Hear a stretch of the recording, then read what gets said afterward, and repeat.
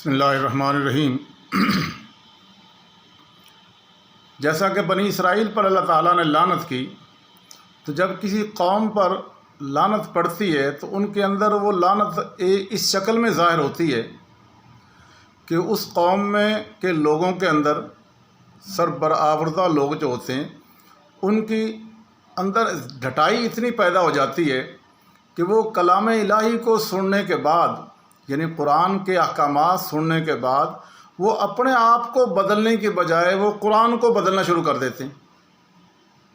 وہ کلام الہی کی آیات کا تشریح تفسیر اپنی من مرضی کے مطابق کرتے ہیں، جو ان کے حرام یا ناجائز کاموں کو صحیح ثابت کرتی ہوں وہ چیزیں، اور وہ دیکھیں گے کون سا مولوی صاحب، کون سا مفسر جو ہے وہ ہماری رائے کی، میری مرضی کی تائید کرتا ہے، واہ جی واہ، اس کو لے لیں گے۔ ان کے اندر ایک یہ بھی پیدا ہو جاتا ہے کہ وہ کلام الہی کو نہیں بدلتے، ہاں کلام الہی کو بدل دیتے ہیں مگر اپنے آپ کو نہیں بدلتے۔ اور دوسری چیز ان کے اندر یہ پیدا ہو جاتی ہے کہ وہ اپنے غلط اعمال کو تصدیق قرآن سے کراتے ہیں، کہ کلام الہی سے، کہ ہمارے یہ دیکھو نا آج کل ایک یہ بھی تبدیلی ہے۔ مثلا سود کا نام قرآن نے بیان کیا تھا، ربا یہ حرام ہے، انہوں نے اس کا نام انٹرسٹ رکھ لیا۔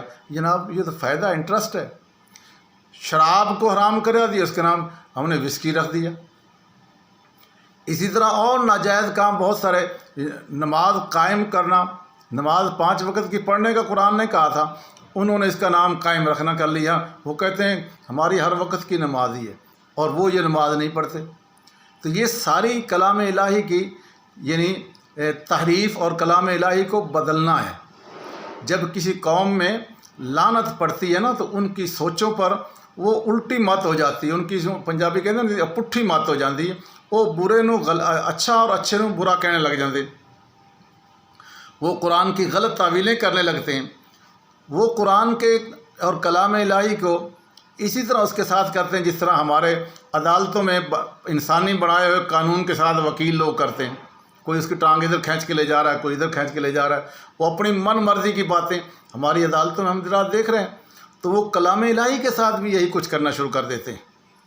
یہ ایک لعنت کا ظاہرہ، یعنی لعنت اس شکل میں پڑتی ہے کہ وہ قرآن کے احکامات، یہ قرآن کو اس لیے نہیں پڑھتے کہ میں اس کو پڑھوں اور اس کے مطابق اپنے آپ کو چلاؤں، بلکہ وہ اس لیے پڑھتا ہے کہ قرآن کون سی بات میں جو کرتا ہوں اس کی تصدیق کرتا ہے، منع کرنے والی بات کو نہیں لیتا وہ قرآن۔ اس لیے آج دیکھو نا کتنے لوگ قرآن پڑھتے ہیں لیکن قرآن کی کون مانتا ہے؟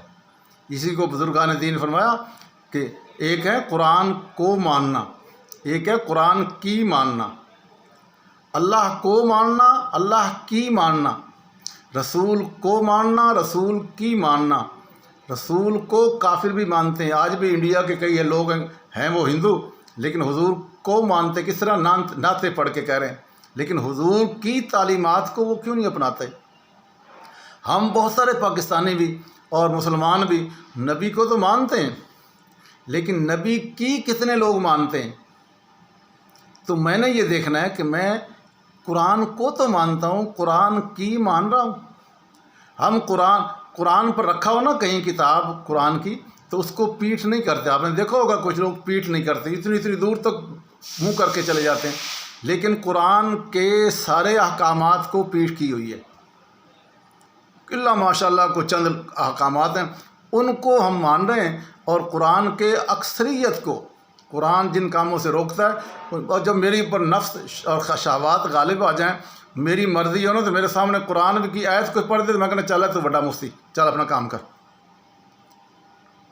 اس کا مطلب یہ ہے کہ میں قرآن کی تحریف یہی ہے کہ قرآن کے حکموں کو نہ ماننا، اور ویسے قرآن کو اٹھائے پھر قرآن کی قسمیں اٹھانے کے لیے، قرآن کو برکت کے لیے گھر میں رکھنا۔ بیٹی کو قرآن کے سائے میں تو ہم نے رخصت کرنا ہے، قرآن ساتھ دینا بھی ہے، لیکن وہ بیٹی 6 مہینے سال کے بعد وہ قرآن ہٹ کے مسجد میں آ جاتا ہے، وہ گھر میں نہیں رہتا۔ اور شادی کرتے وقت قرآن کا کوئی حکم مانا تھا؟ قرآن نے پردے کا حکم دیا تھا۔ میں نے بیٹی کو جب وہاں ساری ویڈیو بن رہی تھی، اور آدھا جسم اس کا ننگا تھا اور وہ دلہن بن کے بیٹھی تھی، وہ قرآن کا حکم کر رہا تھا، اب رخصت کرتے ہوئے قرآن کے سائے میں رخصت کر رہا تھا۔ یہ ہم نے قرآن کا ایک ساتھ کھلواڑ کیا ہوا ہے۔